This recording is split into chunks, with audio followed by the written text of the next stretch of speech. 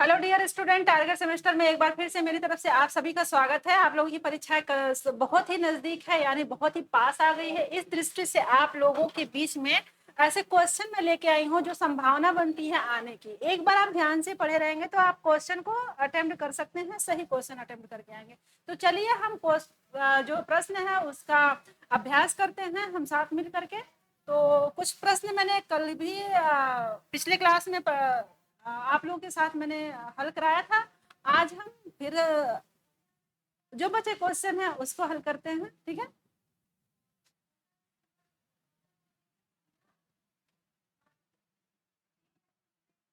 अगला क्वेश्चन है, गोरखनाथ की काव्यगत विशेषता नहीं है, ठीक है। गोरखनाथ की काव्यगत विशेषता नहीं है, ठीक है। तो कौन सा रहस्यवाद है, सदाचार और वैराग्य भी है, माया की निंदा है, वर्ण व्यवस्था का समर्थन, ठीक है। तो क्या है, वर्ण व्यवस्था का समर्थन। कबीर को और गोरखनाथ के दोनों के सिद्धांत मिलते जुलते हैं। आप बिल्कुल कंफ्यूज नहीं होइएगा, चाहे वो काव्यगत विशेषता पूछे, चाहे उनके विचारों को पूछे, चाहे गुरु के बारे में लेकर के पूछे, चाहे धर्म और रूढ़ियों और परंपराओं को लेकर पीछे पूछे, तो आप दोनों में कंफ्यूज नहीं होइएगा। दोनों के समान है। आप कबीर से भी परिचित हैं और आप देखेंगे गोरखनाथ से भी परिचित हैं। गोरखनाथ के कबीर के सिद्धांत से गोरखनाथ के सिद्धांत से कबीर के सिद्धांत क्या है, मिलते जुलते हैं, ठीक है।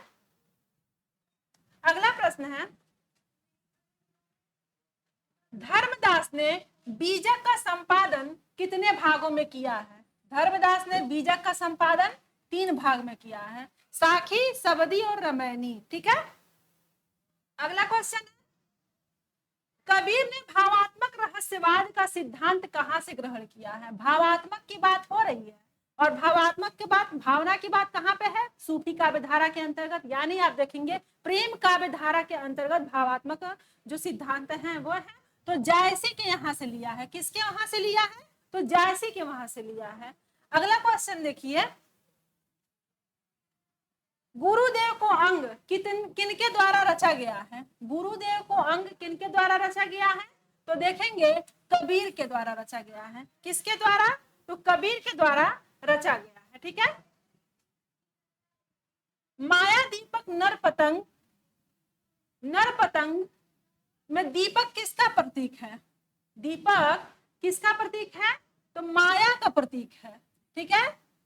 और देखेंगे जब माया पे जो दीपक रूपी माया जब जलती है तो कीट क्या है, उसके जाते हैं और जल जाते हैं। ऐसे ही मनुष्य होता है, जब माया के भीतर जाता है तो उस माया से बाहर नहीं निकल जाता है, वहीं पे क्या है, भस्म हो जाता है। यानी पूरी जीवन अपना उसी माया में लिप्त होकर निकाल देता है, ठीक है। अगला क्वेश्चन है, रामचंद्र शुक्ल ने बीजक का समय माना है। कब माना है, तो आप देखेंगे 1464 में माना है। बीजक का समय रामचंद्र शुक्ल ने 1464 में माना है। अगला क्वेश्चन आप देखिए, विरह को अंग को महत्व स्वीकार किया है। विरह के अंग में किसके महत्व को स्वीकार किया है, तो ब्रह्म के महत्व को, ना कि गुरु के महत्व को, ज्ञान के महत्व को, माया के। यानी विरह में क्या है, ब्रह्म है। ब्रह्म से जब विरह वेदना विरह होगा तो क्या होगा, इंसान कहीं ना कहीं पतन की तरफ जाएगा। इसलिए विरह के अंग में ब्रह्म की महत्ता को स्वीकार किया गया है।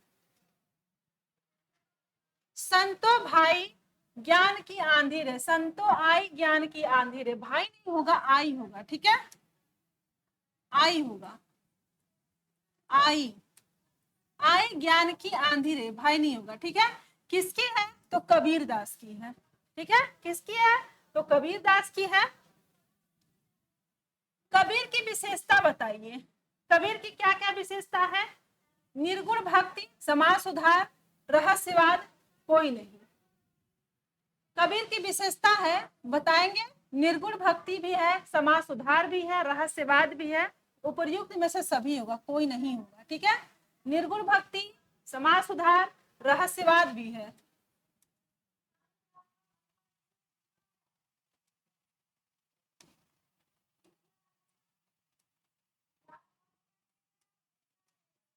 उपर्युक्त सभी होगा, ठीक है। उपर्युक्त क्या होगा, सभी होगा। रहस्यवाद भी है, कबीर की विशेषता में समाज सुधार भी है, आप देखेंगे रहस्यवादिता भी है, तो उपयुक्त सभी होगा। ठीक है। सूफी काव्य परंपरा के प्रथम कवि कौन माने जाते हैं? सूफी काव्य परंपरा, ठीक है। सूफी काव्य धारा के प्रथम कवि नहीं पूछ रहा है, काव्य परंपरा। रामचंद्र शुक्ल ने किसको माना है? तो मलिक मोहम्मद जायसी को माना है। किसका? काव्य परंपरा। मुल्ला दाऊद, चंदान क्या है?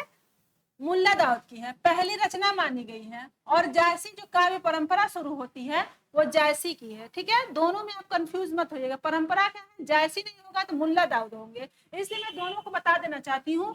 जो सूफी काव्य का जो है चंदान है मुल्ला दाऊद का, अलग अलग लोगों ने माना है, लेकिन काव्य परंपरा की बात कर रहे हैं कि निर्दिष्ट परंपरा चलाने की काम किसने किया है? तो जायसी ने किया है।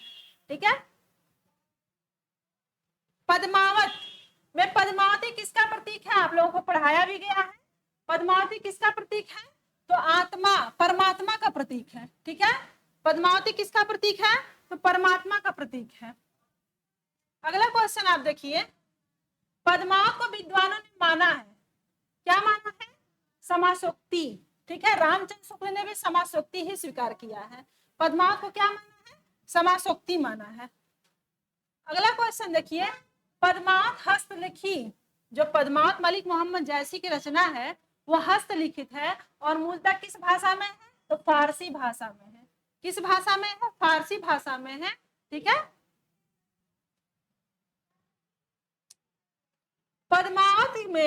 पद्मावत प्राकृतिक के किस ग्रंथ से प्रभावित है? ये बहुत ही इंपॉर्टेंट क्वेश्चन है। पद्मावत प्राकृतिक के किस ग्रंथ से प्रभावित है? ये आपके लिए बहुत ही इंपॉर्टेंट प्रश्न है। तो किससे है? रयसेन कथा से। रयसेन कथा से देखेंगे पद्मावती का जो है प्राकृतिक के ग्रंथ से प्रभावित है। ठीक है। अगला क्वेश्चन देखिए, जायसी कहाँ के रहने वाले थे? जायसी कहाँ के रहने वाले थे? ठीक है, जायसी कहाँ के रहने वाले थे? अमेठी के रहने वाले थे, यानी जायस नगर के। कभी कभी होता है जायस स्थान का नाम दे देगा। ठीक है, जायस नगर, अमेठी के जायस नगर के रहने वाले थे मलिक मोहम्मद जायसी। ठीक है। पद्मावत को समासोक्ति मानने वाले विद्वान कौन है? पद्मावत को समासोक्ति मानने वाले विद्वान कौन है? आचार्य रामचंद्र शुक्ल हैं। पद्मावत को समासोक्ति किसने माना? अगर प्रश्न पूछा जाए तो रामचंद्र शुक्ल ने माना है। ठीक है। अगला क्वेश्चन देखिए, पद्मावत का रचना काल माना गया है, कब माना गया है? यानी आप देखेंगे 19 से 20 साल में पद्मावत की रचना करने में टाइम लगा है। तो संवत आप देखेंगे 1540 ईस्वी में। ठीक है, कब माना गया है? 1540 ईस्वी। ईस्वी नहीं है, संवत है। ठीक है, संवत में होगा, संवत होगा। ठीक है। जायसी की काव्यगत विशेषता, काव्यगत विशेषता में क्या है? प्रेम और विरह भी है, लोक तत्व और संस्कृति भी है, रहस्यवाद है, यानी उपर्युक्त क्या है? सभी है। ठीक है, इसमें देखेंगे उपर्युक्त सभी है। अगला क्वेश्चन है, जायसी ने पद्मावत के वियोग पक्ष में, जायसी ने पद्मावत का वियोग पक्ष किसमें दिखाया है? नागमती में, पद्मावती में, रत्नसेन में, तीनों में दिखाया है। रत्नसेन है। ठीक है, रत्नसेन, तीनों में ही वियोग पक्ष को दिखाया है, किसी एक पक्ष में नहीं दिखाया है। लेकिन आप देखेंगे नागमती का वियोग खंड जो है बहुत ही इंपॉर्टेंट है, यानी इसका आंसर होगा, तीनों में दिखाया तो है लेकिन नागमती का एक वियोग खंड है, उसमें वियोग खंड वो दिखाते हैं। ठीक है। पद्मावत कहाँ की राजकुमारी थी? पद्मावती कहाँ की राजकुमारी थी? तो सिंहलगढ़ की। ठीक है, कहाँ की राजकुमारी थी? तो सिंहलगढ़ की राजकुमारी थी। पद्मावती कहाँ की राजकुमारी थी? तो सिंहलगढ़ की थी। ठीक है।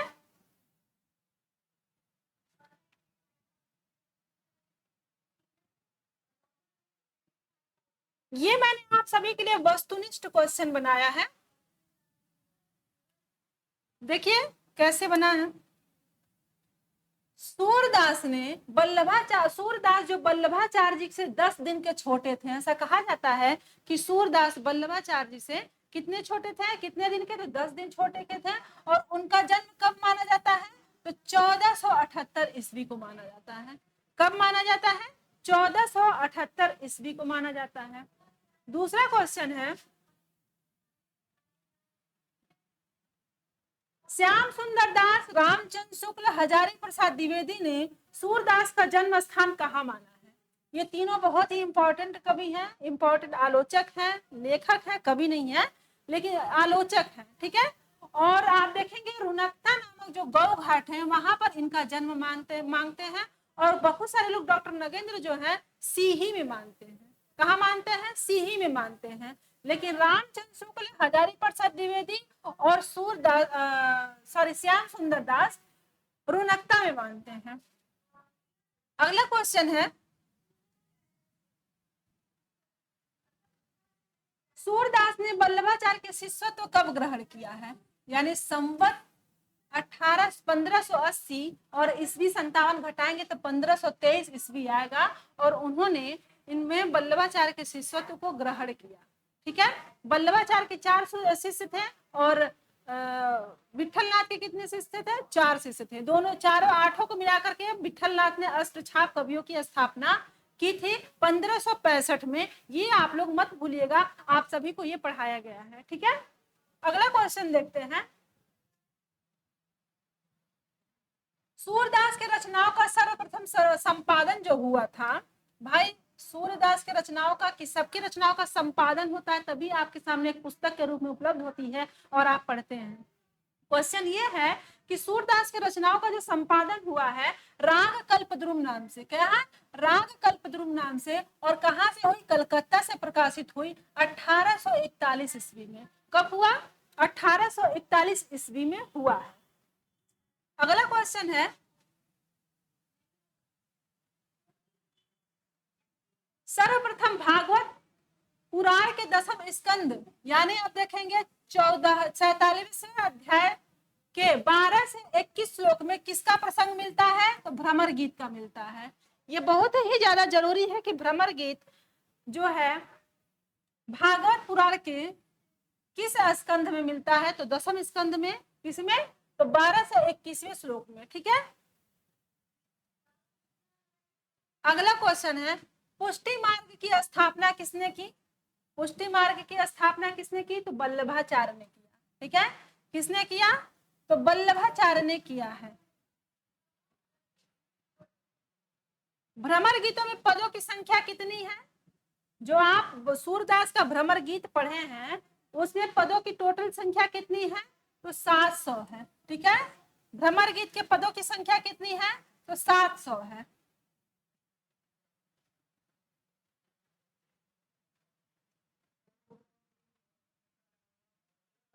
सूरदास की बड़ी भारी विशेषता है नवीन प्रसंगों की उद्भावना।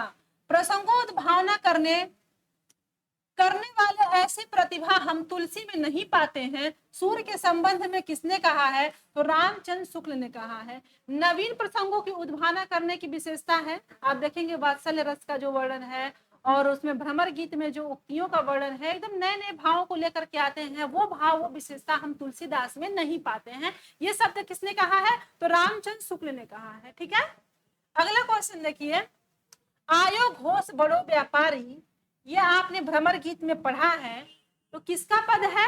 इस तरह से पद दे दिया जाएगा और आपसे पूछा जाएगा किसका पद है। मैं आपसे फिर कह देना चाहती हूँ कि जो आपके सिलेबस में पाठ्यक्रम में काव्य लगे हुए हैं, जो दोहे जो लगे हुए हैं, जो छाट के, उसको एक बार वीडियो को आप देख लेंगे, पढ़ लेंगे, तो आप आसानी से बता सकते हैं कि किसका पद है, इस शब्द का क्या अर्थ हो सकता है। शब्द एक उठा दे और पूछ ले अर्थ है, इस तरह से प्रश्न तो शायद नहीं पूछा जाए आप सभी से, लेकिन कुछ भी हो सकता है।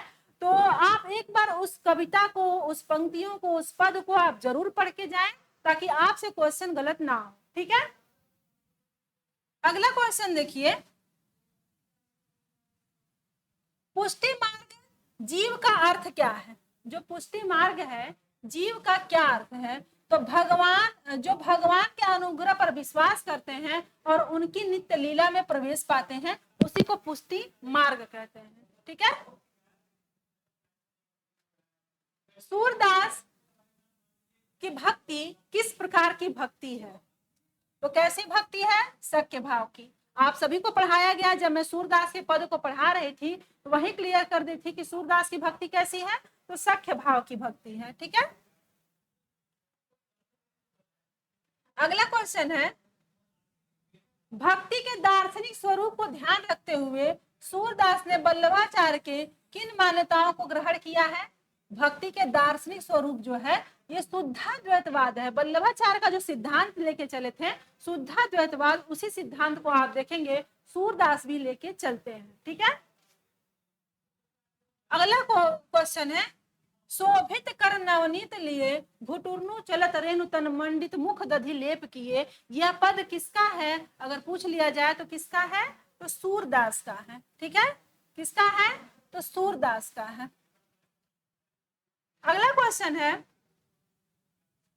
रामचंद्र शुक्ल ने गोस्वामी का जन्म कहाँ माना है? रामचंद्र शुक्ल ने गोस्वामी का जन्म कहाँ है? और गोस्वामी जन्म का 1532 ईस्वी में माना जाता है। कहाँ माना जाता है? 1532 ईस्वी में राजापुर गांव में माना जाता है। ठीक है, अगला जो क्वेश्चन है, तुलसीदास के पिता का क्या नाम है? आत्माराम है। तुलसीदास के पिता का क्या नाम है? आत्माराम है। ये आप लोग, माता का नाम क्या है? तुलसी है, और पिता का नाम क्या है?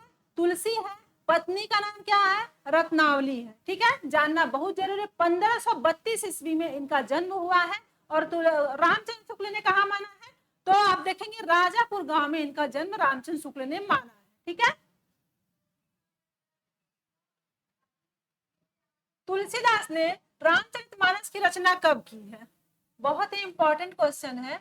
जो रामचरित का अयोध्या कांड आप सभी में लगा हुआ है, रामचरितमानस का अयोध्या कांड आपके सिलेबस में लगा हुआ था, वो आपको शुरू के 10 पद पढ़ने थे, मैंने आपको पढ़ाया भी था, एक बार उसको पढ़ लीजिएगा।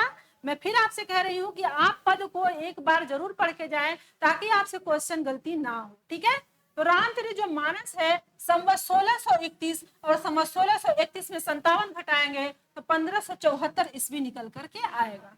ठीक है, अगला जो क्वेश्चन है, तुलसीदास ने रामचरितमानस को कितने दिनों में पूरा किया है? जो रामचरितमानस का अयोध्या कांड पढ़ रहे हैं, जो पूरा 7 कांड है, कितने दिनों में पूरा हुआ है? तो आप देखेंगे 2 वर्ष 7 माह और 26 दिन में पूरा किया गया है।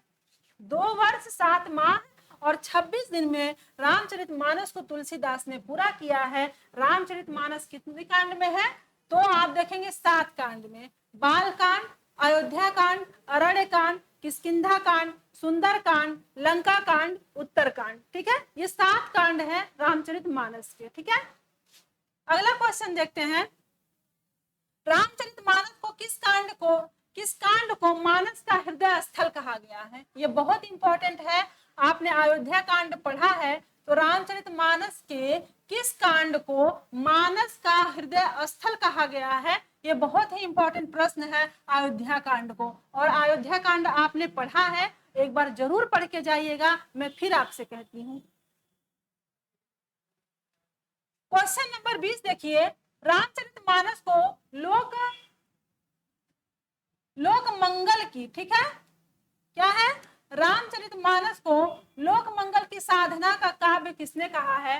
तो रामचंद्र शुक्ल ने। लोक मंगल की बात क्यों की? जब मैंने आपको पढ़ाया था तो उस समय की धार्मिक, आर्थिक, सांस्कृतिक प्रवृत्तियों को पढ़ाया था, उस समय की राजनीतिक आर्थिक व्यवस्था कैसी थी, उस समय समाज में कितनी रूढ़ियां और विडंबना, एक दूसरे के प्रति कितना द्वेष था, वो सारे चीजों को मैंने आपको पढ़ाया है, बताया है। तो क्वेश्चन जो बना है कि लोक मंगल की साधना अवस्था के लिए यानी स्वांतः सुखाय के लिए रामचरितमानस तो लिखा ही है। और देखा, तुलसीदास ने कहा है, कीरत भनित भूत बल सोई सुर सम सब कह हित होई। ठीक है, तो इस तरह से उन्होंने लोक मंगल की भावना की बात कही है। ठीक है, प्रश्न नंबर 21 देखिए, तुलसी ने भक्ति में परम आदर्श किसे माना है? ये बहुत ही इंपॉर्टेंट है, चातक को। तुलसी ने भक्ति में परम आदर्श किसको माना है? तो चातक को माना है। ठीक है, अगला जो क्वेश्चन है, तुलसीदास को किस प्रकार की भक्ति है? तो आप देखेंगे सूरदास की सख्य भाव की भक्ति है, तो तुलसीदास की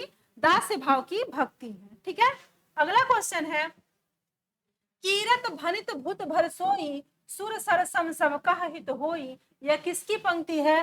तो तुलसीदास की पंक्ति है। यानी कीरत यानी अर्थ और भनित, ठीक है,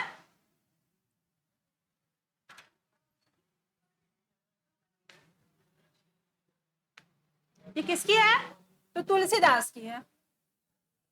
अगला जो प्रश्न है, लोकनायक वही हो सकता है जो समन्वय कर सके। ठीक है, आप देखेंगे जब मैंने आपको तुलसीदास पढ़ाया तो समन्वय की बात को मैंने जरूर पढ़ाया था। आपको याद होगा कि समन्वय कहाँ है? निर्गुण और सगुण का समन्वय, ब्रह्म का समन्वय, राम और शंकर का समन्वय, समाज में हो रहे विडंबनाओं को देखेंगे वहां सामंजस्य स्थापित करने की बात की है, भाई भाई को नहीं पहचानता था वहां समन्वय की बात की है। रामचरितमानस का ऐसा, रामचरितमानस में तुलसीदास ने ऐसा कोई कोना नहीं छोड़ा है जो एक पक्ष भी ऐसा आप कह सकते हैं छोड़ा हो, और सभी में समन्वय की भावना को स्थापित करने का, एक नया राम राज्य स्थापित करने की उन्होंने कल्पना की थी। ठीक है, तो इसमें आप देखेंगे ये बात किसने कही है? तो हजारी प्रसाद द्विवेदी ने कही है।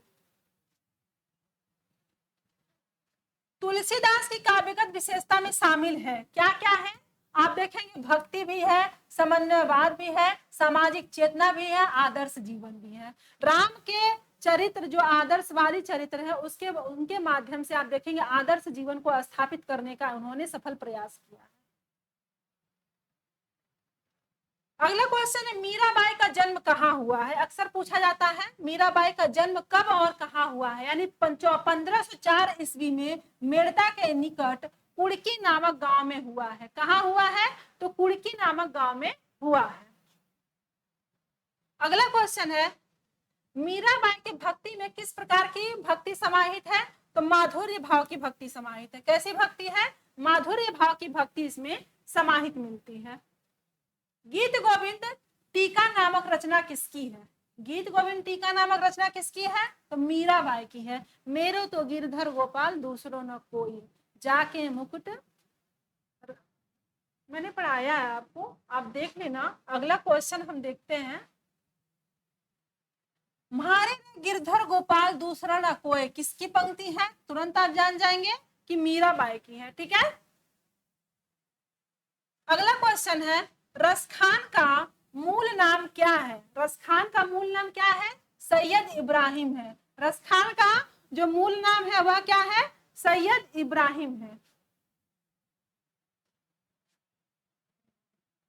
और कृष्ण भक्तों के समान इन्होंने गीत काव्य का आश्रय न लेकर के कवित्त सवैये में अपने सच्चे प्रेम की व्यंजना की है।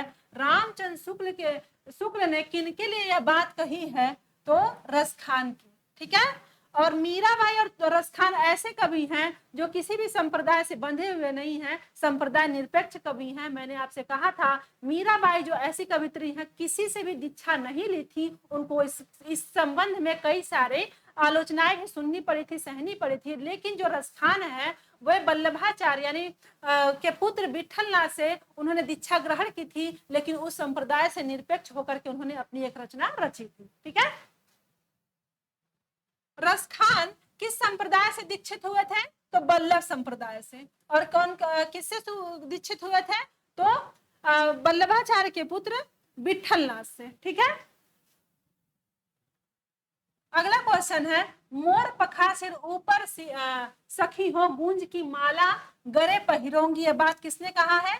तो ये कोई नहीं मीराबाई को लगाएगा, रसखान को लगाएगा। किसको?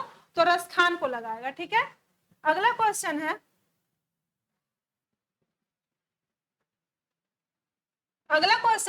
सुजान रसखान कौन से छंद की रचना करते हैं? कौन सा छंद?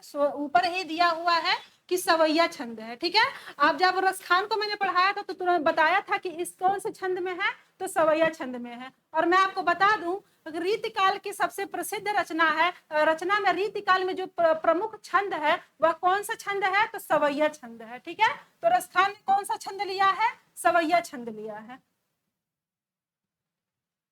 रसखान रचनावली का संपादन किसने किया है?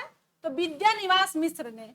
देखिए आपके सिलेबस में जो लगा हुआ है पुस्तक, जितने भी कवि है सबका एक पुस्तक लगा हुआ है, आप एक लाइन से लिख लें कि कौन सी पुस्तक किसकी है, किसी ने संपादन किया है, यहाँ से भी एक क्वेश्चन जरूर आपको देखने को मिल जाएगा। तो मैं ऐसा पहले ही बता दे रही हूँ ताकि आप लोग बाद में ये ना कहें कि मैम ने बताया नहीं, ठीक है। फिर मिलते हैं हम अगले क्वेश्चन के साथ, तब तक के लिए आप सभी को मेरी तरफ से धन्यवाद। क्वेश्चन को प्रैक्टिस कीजिए, जो आपको पीडीएफ उपलब्ध कराई गई है, अच्छे नंबर पाने हैं तो एक बार जरूर आप उसका अवलोकन करें, निरीक्षण करें, पढ़ के जाएं। बिना पढ़े बिना मेहनत किए कोई भी चीज हासिल नहीं होती है। आप कर सकते हैं, आपको अच्छा नंबर लाना है, आप पढ़ के जरूर जाइएगा, ठीक है। मिलते हैं अगले क्लास में। फिर से मैं कहना चाहूंगी आप सभी को फिर से एक बार धन्यवाद, ठीक है।